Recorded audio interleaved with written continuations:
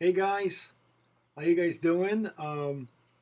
Just got back from a ride, and I was riding yesterday and today, feeling inspired, of course, by Peter Sagan's ride today on stage 5 and Bora's control of the peloton.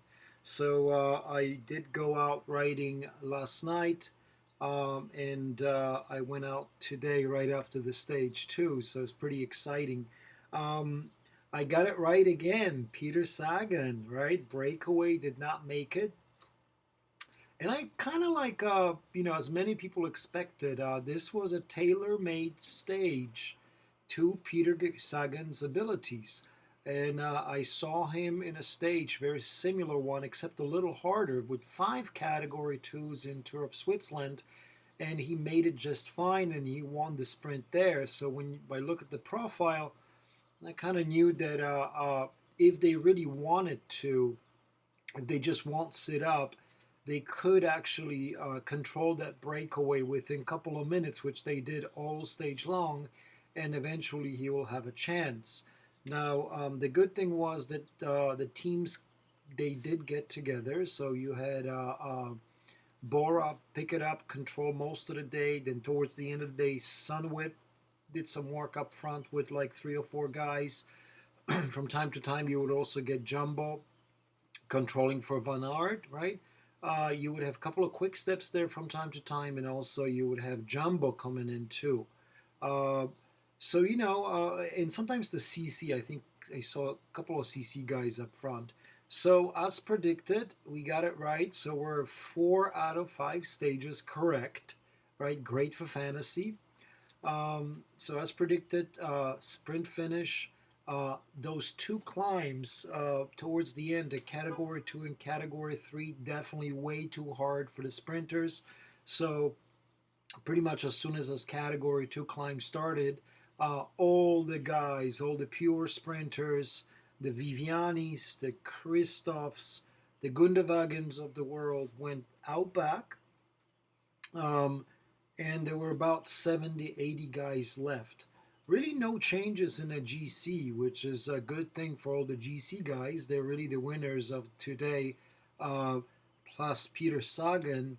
Bossenhagen from Dimension Data had a mechanical right before the end of the last hill, and he chased back alone, but they surprisingly didn't put anyone back to come back with him right towards the end when he was already with the group. So I found that pretty surprising. He only got 11th because of his effort. So I felt that maybe they should have dropped a couple of guys, or I don't know how many guys they had exactly in a smaller peloton, but they should have waited for him so he doesn't waste his energy. The only one that really had a mechanical problem out of the GC guys that I can remember was Dan Martin, right? The entire team stops, they pick him up, and they bring him back to the peloton. He doesn't lose any time or too much effort. So I thought Dimension Data made a mistake there, because they did not really provide any help until the very end on Bossenhagen's mechanical issue, defect. He chased up the hill pretty much the entire mountain. Then he chased down the hill again, and then he chased, for like a couple of kilometers on that flat 11-kilometer running. So I thought that was kind of interesting, and I probably would say they're the kind of a losers of the day. I think Michael Matthews must feel disappointed, and so does Sunweb. They did a lot of work again up front today. Remember, on stage 4, they worked on that final category climb, but today they pretty much controlled the whole race together with Bora, only to come up with 7th place. So Michael Matthews messed up that sprint. He's definitely faster than the guys that came before him. I think he's faster than Van Avermaet. I think he's faster than Corbelli. I thought he would be very competitive with Peter Sagan, right? So I thought they were going to be 1 and 2 in that sprint. The question is now for Peter Sagan is where did they go from now, right? We obviously know that Peter Sagan is capable of taking Category 2 climbs. So couple of days after Plateau Le Bel, right, there are three transitional stages with high amount of Category 2 and Category 3 climbs. Two of those stages are really tailor-made for Peter Sagan. So I'm expecting that Bora is not going to let a lot of breakaways. They might get a breakaway on go on stage 8, right? Because stage 8 is really up and down all day long. But stage 9 looks pretty much tailor-made to Peter Sagan's ability, and it's going to be interesting if they decide to control the peloton the entire three hilly stages, or they just pick a stage and, you know, go for that and let the other two stages be controlled by breakaways for a chance for somebody else to win. Or maybe Sunweb will pick it up and hope that Michael Matthews can find his sprinting legs, because so far, today was a perfect chance for him, right? He really had the shot today, and he did actually worse than during the pure sprinters stages. Um, so tomorrow, of course, we're expecting fireworks. I'll be doing a video on the preview of the Plateau de Belle, right? Tomorrow. What else? I mean, nothing really else happened. What's his name? Tom Wellens went out again today in an early breakaway of 4. They never got really more than 2 minutes because it was pretty much obvious.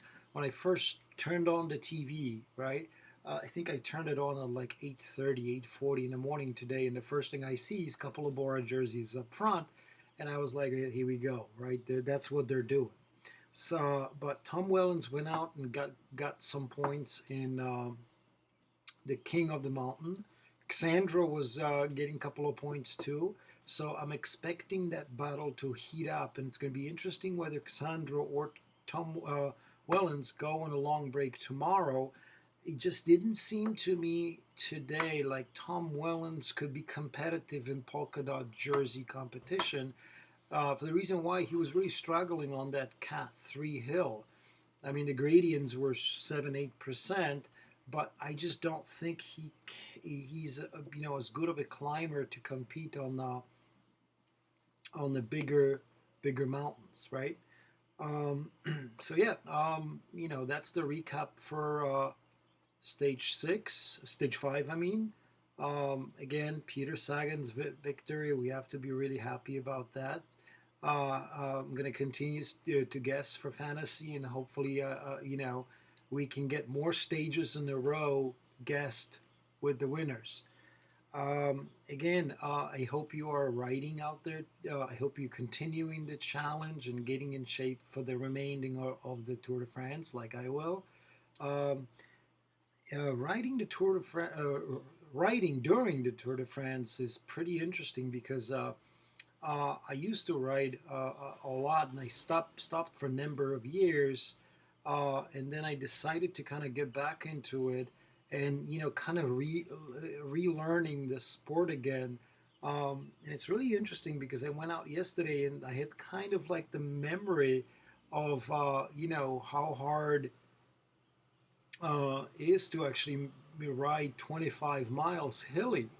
And my issues were bugs, right? There was a lot of bugs on the road, and I kept swallowing them, and I kept getting some bugs in my ears and my eyes. So yeah, it was really interesting to have, to kind of have that memory from when I was 20, 25 years old.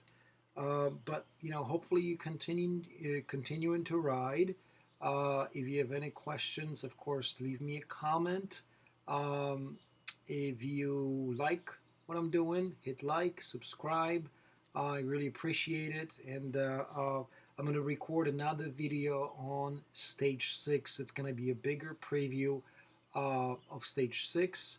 So be on the lookout for this today. All right, guys.